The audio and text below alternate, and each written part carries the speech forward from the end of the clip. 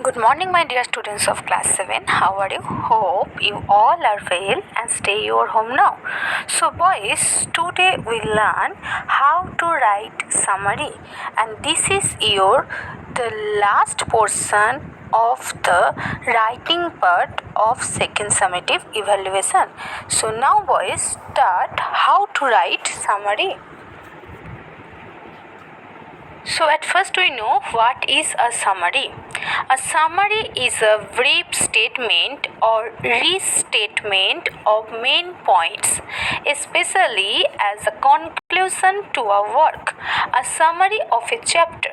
A brief is a detailed outline by heads and subheads of a discourse, usually legal, to be completed. A brief for an argument. Summary is a record in a reader's own words that gives the main points of a piece of writing, such as a newspaper article, the chapter of a book, or even a whole book. It is also possible to summarize something that you have heard, such as a lecture, or something that you have seen and heard, such as a movie. A summary omits details and does not include the reader's interpretation of the original. No summary writing format. A summary is written in your own words. A summary contains only the ideas of the original text. Do not insert any of your own opinions, interpretations, deductions, or comments into a summary. Identify in order the significant subclaims the author uses to defend the main point. When writing a summary, remember that it should be in the form of a paragraph. A summary begins with an introductory sentence that states the text title, author, and main point of the text as you see it. A summary is written in your own words. A summary contains only the ideas of the original text. Do not insert any of your own opinions, interpretations, deductions, or comments into a summary. Identify in order the significant subclaims the author uses to defend the main point.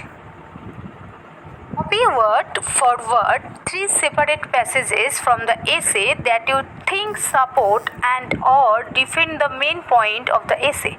As you see it, cite each passage by first signaling the work and the author put quotation marks. Around the passage you chose and put the number of the paragraph where the passages can be found immediately after the passage. Next, using source material from the essay is important. Why? Because defending claims with source material is what you will be asked to do when writing papers for your college professors. Write a last sentence that wraps up your summary, often a simple rephrasing of the main point. Summarize used. In general terms, writing summaries is a good way of improving one's ability to read because it forces the reader to focus on understanding the whole of something rather than on just following each word or sentence. In academic terms, if you are reading something that is very important for your studies and or difficult to understand, writing a summary helps you to make sure that you have understood it. You can also refer to it later to refresh your memory. For example, when you are revising for an exam or when you are talking about it in class, it is also a good idea to turn lecture notes into summaries. When writing academic papers, people often need to insert summaries of something that they have read or heard. For example, you might want to summarize the main points of a book that is relevant to your topic. In such cases, it is extremely important to use your own words or quotation marks if you are actually quoting in order to avoid plagiarism. We will talk more about plagiarism later in the course. Know the step of the writing summary. The first steps to writing a summary, as you read, underline all the important points and add all the important evidence. For example, you could look for all the topic sentences. Words that are repeated several times are likely to be keywords. Transition words can help understanding of the overall structure of a passage. List or cluster the main idea of the whole piece, the main supporting ideas and the main evidence for each idea. Use of the same keywords or technical expression is probably unavoidable. However, be careful to express the ideas in your own way using your own vocabulary and expressions as much as possible. Rather than copying or just rearranging, do not include too much detail.